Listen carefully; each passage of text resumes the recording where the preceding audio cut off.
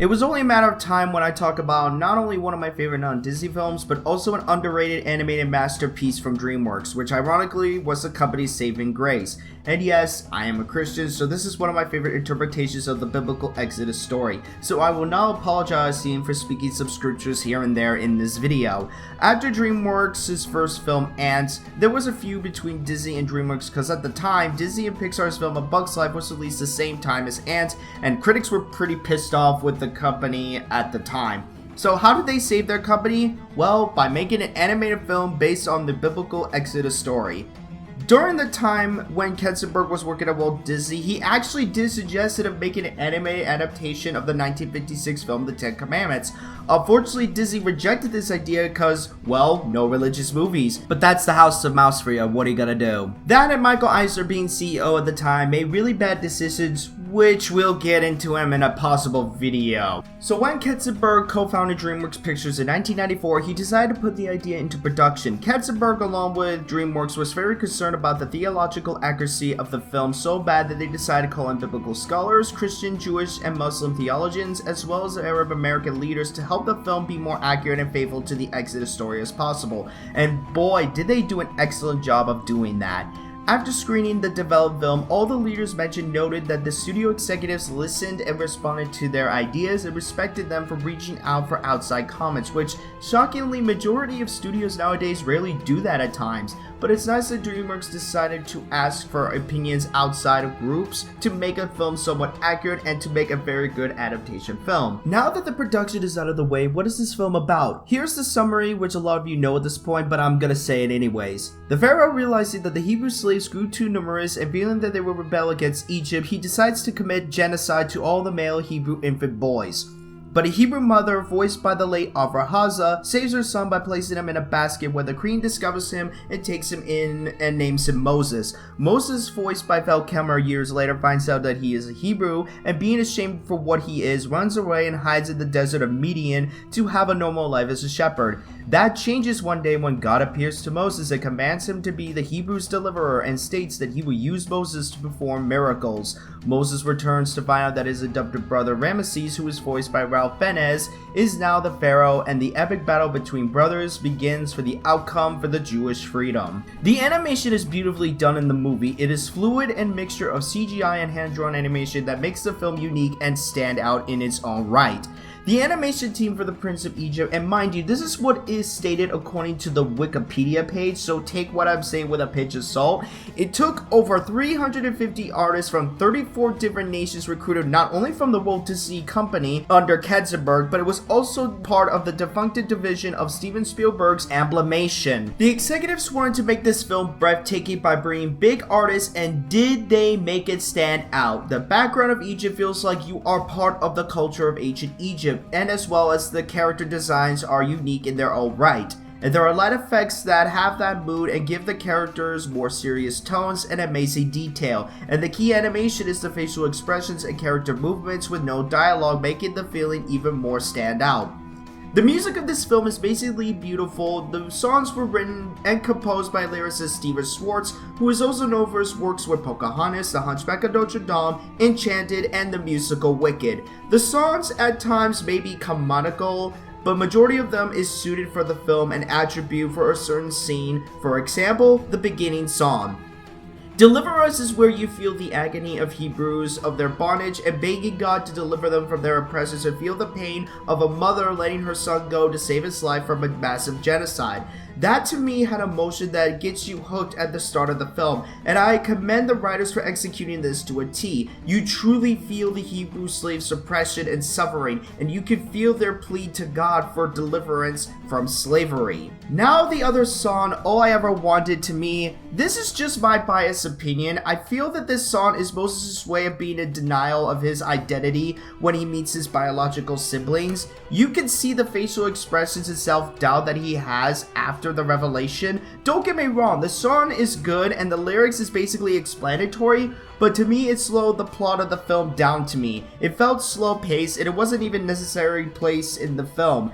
It, along with playing with the big boys now, which is a magician's show Vegas vibe, I'm not even gonna get into that song. Now, the one song called Through Heaven's Eyes, which was performed by Brian Stokes Mitchell. Okay, I'm gonna get a little philosophical when speaking about this song, so bear with me, class. When Moses arrived on Midian, where he meets Zipporah's father Jethro, who is voiced by Danny Glover, where Moses feels ashamed and disgraced for being a prince of a nation that oppresses people, feels like he doesn't deserve honor. Jethro, however, explains to Moses to look at the world and himself not by the eyes of man, but through heaven's eyes. This song to me was one of my favorite songs in the film. It states that you should treasure things in life and look at daily things in life through a different perspective, and not to look into life through greed and selfish ambitions, but through the eyes of a child, or by the sunrise, or just by being content in life, or just by dancing to the music. If you all agree to this topic or not, please comment below. I really want to hear your own perspective of what the message of Through Heaven's Eyes is speaking. I really would love an open input. The next song we're going to discuss is The Plagues, that is performed by both Amick Brem and Ralph Inez. Now, I did address this in the comment section on a cover dub of a song I did with an individual I used to be friends with, and I will state it here. This song has depth and meaning. Think about this, class. These are brothers who loved each other even when growing up and getting into mischief at times, and sometimes get at each other's throats. They have that genuine brotherly bond. Now, they have different paths and destinies to take when they reach adulthood. Ramesses has to maintain the tradition on slavery and try to be like his father and try not to disgrace to that heritage, while Moses, on the other hand, was destined to lead his people to freedom and into the promised land. You can feel the conflict between the two and feel pain and hurt that they are having when singing the song, mostly with Moses. He was born and raised in Egypt. It was his home. He was a prince of the nation, and it pained him to see it and its people inflicted by the plagues. But despite that, Moses is still willing to do the will of God and free his people from slavery, even if it means the destruction of his home and maybe the destruction of his relationship with his brother. This song is indeed epic, and you could truly feel the pain in Moses' voice begging his brother to set his people free, while you also feel Ramesses' pridefulness and arrogance. The animation of the hail mingling with fire among with the other plagues is spectacular, and that is why it's one of my favorite songs in the film too. Now we will discuss the most arguably iconic song from the movie, When You Believe, by Michelle Prever and Sally Drowski. The song basically is where Miriam and Zipporah and the Hebrews sing while leaving Egypt, and I will say the song basically states that even though things may seem tough and sometimes we do not understand why things happen in life, if we just have faith and belief, and even though the Hebrews prayed to God for deliverance from their oppressors, even though their prayers were not answered right away, they still had faith. Of course, God was hearing their cries and chose their deliverer to free them from slavery. Moses, even though he was raised as a prince, even though he was a Hebrew, he chose to reject the life of the Egyptians, giving up selfish pride and ambitions. He is willing to follow God's command, even though he didn't understand it. He still chose to obey God and lead his people from Egypt to the promised land. Now, I want to quote a scripture from Hebrews 11 verses 24 through 27, so bear with me on this. It was by faith that Moses, when he grew up, refused to be called the son of the Pharaoh's daughter. He chose to share the oppression of God's people instead of enjoying the fleeting pleasures of sin. He thought it was better to suffer for the sake of Christ than to own the treasures of Egypt, for he was looking ahead to his great reward. It was by faith that Moses left the land of Egypt, not fearing the king's anger. He kept right on going because he kept his eyes on the one who was invisible. Moses chose to go against his brother and demand his people's freedom, knowing that he will be seen as an enemy. He chose to be a Hebrew rather than being a dictator like his brother, and had faith that God will use him as a tool to show the Hebrews that God did hear them and is in control, and that he is greater than Pharaoh or any other man. Moses, who was a shepherd, a former prince, was to be a chosen leader and prophet for God's people, and by faith performed God's wonders and power. I personally love the message this song is teaching, and I honestly can say that this is the most favorite song of mine in the film, and I'm glad that the film won an Oscar for Best Song. In Josh Kefe's video on the film, he states how Ramesses believing in himself of being above all other people shows how pride and self-delusion can lead to suffering, while Moses believing being on the same level as others can show freedom not only for oneself, but for others. And honestly, I agree with that. The film did tap into that meaning. Ramesses did act like he was above everyone else while proclaiming himself a god on earth. But because of this pride, his kingdom suffered because of it. and instead of letting go of his pride and self-absorbance and his arrogance of being like his father and letting the Hebrews go, he clings to that ambition of not failing his family legacy, but his pride did the opposite of what he was trying to do. That is how self-pride can lead to destruction, as the scripture states. Moses, on the other hand, did not have that mindset. He sees himself as an equal to the Hebrews. He didn't proclaim himself better than anyone or wanted to be ambitious and prideful. He valued things in life that have meaning and looked through life through heaven's eyes. He was humble and was willing to suffer the same thing as his people have, and being able to know what is right and doing what is right. And that is the principle this film teaches, is self-worth. But it's also having confidence of yourself and try not to hold on to a false perception of yourself. The ending of this film is where we see Moses walking down from Mount Sinai with the 10 Commandments. With the score being done by Hans Zimmer, is truly beautiful for this final scene. I think that this ending explains pretty much what the audience is interpreting. Moses is not a king, because we see how some kings can easily be corrupted by power, pride, and even greed. But the truth is, God is the true king, the true ruler of the universe. Moses was never a ruler. He never proclaimed himself above man, but instead he is a humble leader to his people. And in a way, as the title states, he is truly the Prince of Egypt.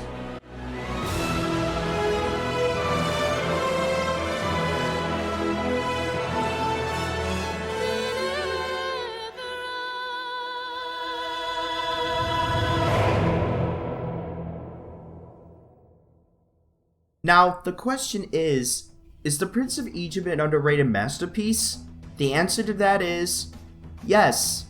It is an amazing animated feature film done by DreamWorks. It is the greatest adaptation of the biblical Exodus story ever told.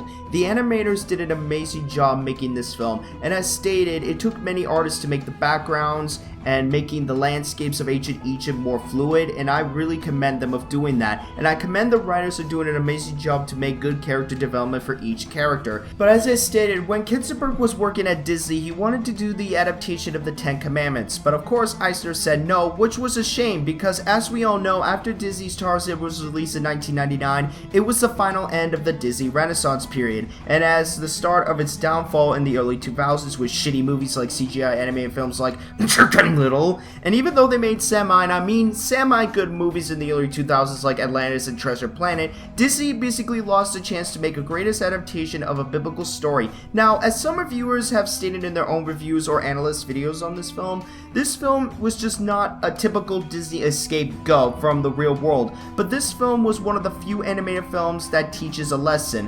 What is that lesson? The lesson it teaches is not having self-pride and self-delusions, or having a false perception of oneself or trying to be something that you're not. And this is one of the certain Christian films that doesn't show the message of God to non-believer audiences. It is also a daring testament that what can be done with animation and being daring to talk about serious stories to not frighten younger audience, and they are willing to go beyond that. The Prince of Egypt is not only a good adaptation of the Exodus story, but it is also the story of man's struggle against tyranny and the importance of belief and hope for the greater power. The struggle to leave everything behind to start anew. The movie is not only a great masterpiece, but it matters because it tells the greatest story of human culture. It enables us to experience the emotional reality of events of underbent belief of millions in the West, or perhaps even beyond. I personally love this movie. This story, it tells the lessons it teaches, and whether you believe in God, or the universe, or even your conscience, we can all agree that this movie executes a good message and great storytelling. I honestly recommend this movie. Please give it a watch, whether by your local library or even watch it on Netflix. This film deserves recognition, and it deserves the praise of its beautiful animation, beautiful storytelling, and meaningful lessons. I am Ben Mazza. May the Force be with you all, and take care.